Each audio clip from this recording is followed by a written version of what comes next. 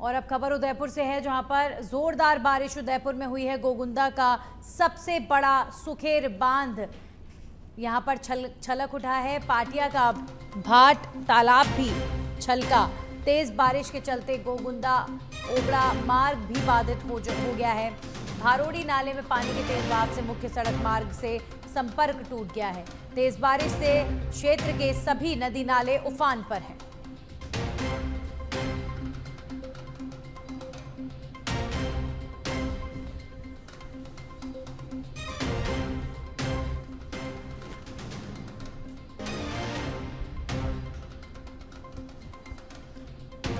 तो उदयपुर में लगातार बारिश हो रही है और जो नदी तालाब हैं उनमें पानी का जो लेवल है वो लगातार बढ़ता जा रहा है।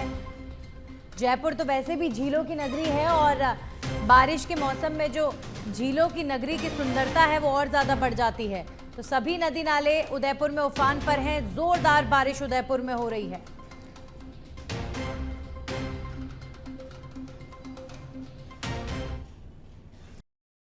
वहीं राज्यपाल हरिभाऊ बागड़े से विधानसभा अध्यक्ष वासुदेव देवनानी ने मुलाकात की है। राज्यपाल से देवनानी ने शिष्टाचार भेंट की।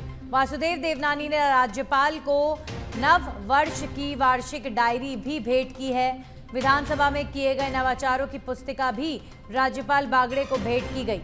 राज्यपाल बागड़े ने भारतीय नववर्ष से प्रारंभ विधानसभा डायरी देखकर अपनी खुशी व्यक्त की। डायरी में प्रत्येक महीने के आरंभ में प्रकाशित महापुरुषों के चित्रों की पहल को उन्होंने महत्वपूर्ण करार दिया और राज्यपाल ने इस बात की सराहना की जिस तरीके से डायरी बनाई गई है उसमें महापुरुषों का जिक्र किया गया है। तो आज विधानसभा अध्यक्ष वासुदेव देवनानी नव वर्ष की डायरी लेकर और शिष्टाचार मुलाकात करने के लिए राज्यपाल हरिभाऊ बागड़े से मिलने पहुंचे।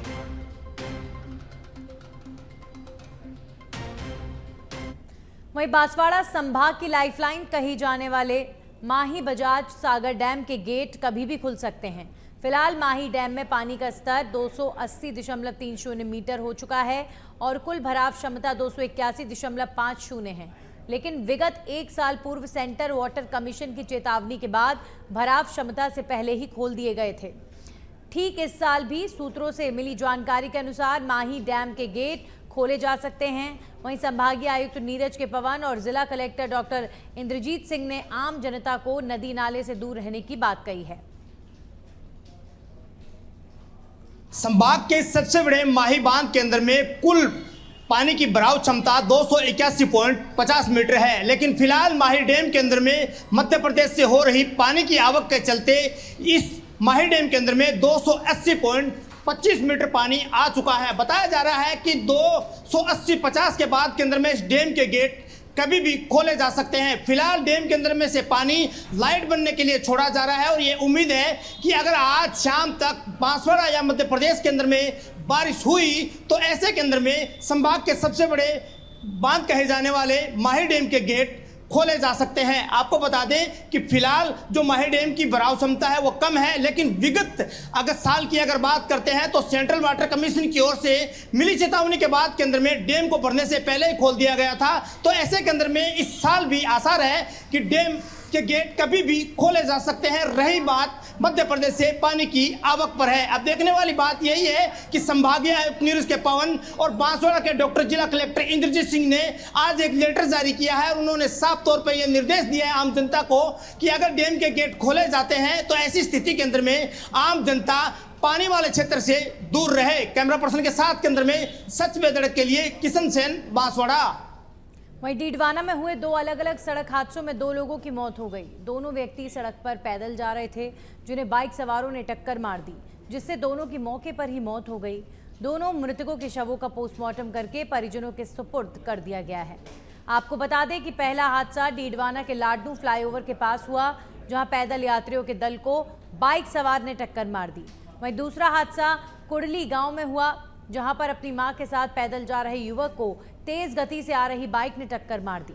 पुलिस ने दोनों मामले दर्ज कर जांच शुरू कर दी है। एक हादसा लाडनू पुलिया के पास जिसमें मानाराम की मृत्यु हो गई और दूसरा हादसा हुआ निम्बी के पास में, निम्बी और पुली के बीच में हुआ जिसमें नूर मोहम्मद की मौत हो गई। दोनों बॉडियां चीरगढ़ में रखवाई थी, जिसका मानाराम का पोस्टमार्टम करवा दिया गया है और नूर मोहम्मद का पोस्टमार्टम की कार्रवाई जारी है। कल रात को 2 हादसे हुए। एक हादसा लाडनूर पुलिया के पास, जिसमें मानाराम की मृत्यु हो गई, और दूसरा हादसा हुआ नींबी के पास में, नींबी और पुल्ली के बीच में हुआ, जिसमें नूर मोहम्मद की मौत हो गई। दोनों बॉडियाँ चीरगढ़ में रखवाई थी, जिसका मानाराम का पोस्टमार्टम करवा दिया गया है और नूर मोहम्मद का पोस्टमार्टम की कार्रवाई जारी है। कल रात को 2 हादसे हुए। एक हादसा वहीं चाकसू क्षेत्र में लगातार बारिश का दौर जारी है और बारिश होने से ढूंढ नदी में पानी की आवक बढ़ गई है। रपट से होकर ढूंढ नदी का पानी बह रहा है।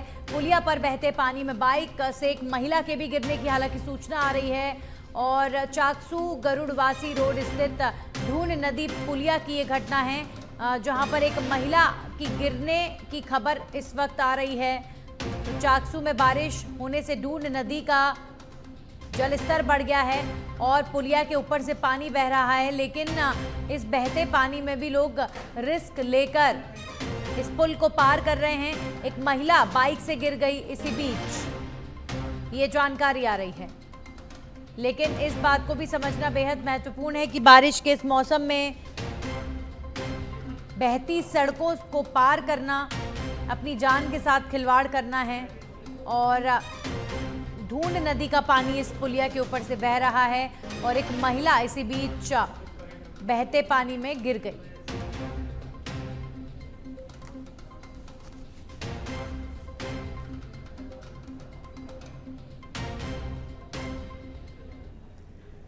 वहीं अब खबर जोधपुर से है, जहां पर हत्या के प्रयास का आरोपी गिरफ्तार हुआ है। टॉप 10 बदमाशों की सूची में ये आरोपी शामिल था। पुलिस ने आरोपी गणपत सिंह को गिरफ्तार कर लिया है। पुलिस को आरोपी की लंबे समय से तलाश थी और पुलिस को कार्रवाई में सफलता मिली है। जोधपुर पुलिस ने इस आरोपी को पकड़ लिया है। टॉप 10 बदमाशों की सूची में ये आरोपी शामिल था और लगातार जोधपुर पुलिस इस आरोपी को ढूंढ रही थी और अब ये आरोपी मिल गया है। आरोपी का नाम गणपत सिंह बताया जा रहा है। उपासना हाउसिंग बोर्ड के एक 307 के प्रकरण में एक व्यक्ति को हमने बुजुर्ग को गिरफ्तार किया, जो हमारे थाना आजा का टॉप 10 में भी शुमार था। उस व्यक्ति का नाम गणपत सिंह सन ऑफ गंगा सिंह राजपूत है, जो खारा पुलिस थाना फलोदी का रहने वाला है और इस व्यक्ति के खिलाफ 11-12 प्रकरण पहले से भी दर्ज है और आपराधिक प्रवृत्ति का व्यक्ति है। उसको हमने हमारे थाने के 307। वहीं एडीजी अनिल पालीवाल आज जोधपुर दौरे पर हैं। दौरे के दौरान जोधपुर के पुलिस लाइन स्थित सरदार पटेल सभागार में पुलिस अधिकारियों की बैठक उन्होंने ली है। इस बैठक में जोधपुर कमिश्नरेट, जोधपुर ग्रामीण, फलौदी, बाड़मेर, बालोतरा, जैसलमेर जैसे तमाम जिलों के पुलिस अधिकारी भी मौजूद रहे। सरदार पटेल सभागार में एडीजी अनिल पालीवाल शहर में बढ़ रही घटनाओं और जोधपुर संभाग के बढ़ते क्राइम को लेकर बैठक लेते नजर आए। महिला सुरक्षा को लेकर प्राथमिकता के साथ उन्होंने बैठक ली।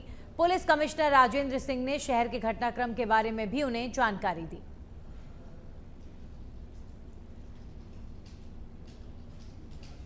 और एक बार फिर से खबर चाकसू क्षेत्र से है, जहां पर चोरों का आतंक चाकसू क्षेत्र में लगातार बढ़ रहा है।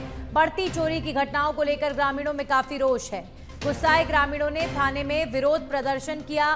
चोरी के मामलों का खुलासा करने की मांग की गई है। चोरों को पकड़ने की मांग की गई है। लगातार चोरी की घटनाओं में इजाफा हो रहा है। जयपुर के चाकसू से खबर आ रही है।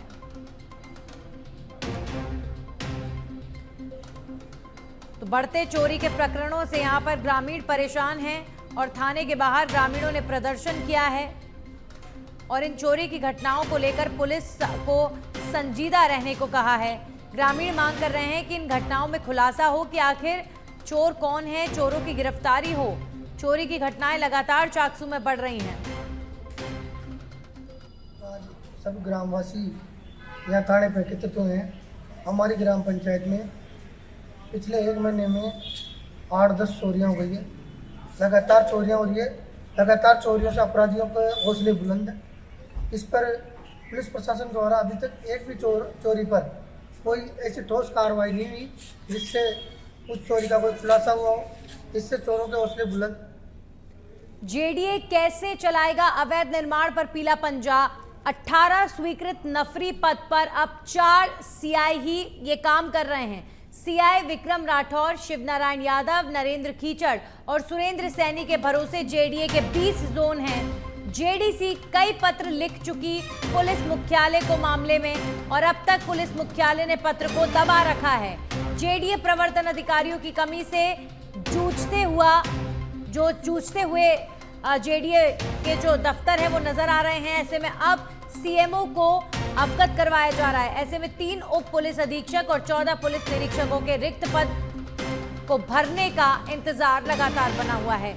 तो जेडीए में अधिकारी कर्मचारियों की कमी, जिसकी वजह से कार्रवाई भी शहर भर में अवैध निर्माणों पर नहीं हो पा रही है। कार्रवाई जो होनी चाहिए उस तरीके से नहीं हो पा रही है और जयपुर में कई जोन्स में आप देख पाते हैं कि कई अवैध निर्माण चल रहे हैं, जिसके बाद सवाल खड़े होते हैं जेडीए पर बार बार। तो असली जो वजह है जेडीए की तरफ से गंभीर कार्रवाई ना होने का वो ये है कि जेडीए में कई पद खाली हैं और अधिकारियों की कमी के चलते भी जेडीए का जो काम है वो ठीक से नहीं हो पा रहा है।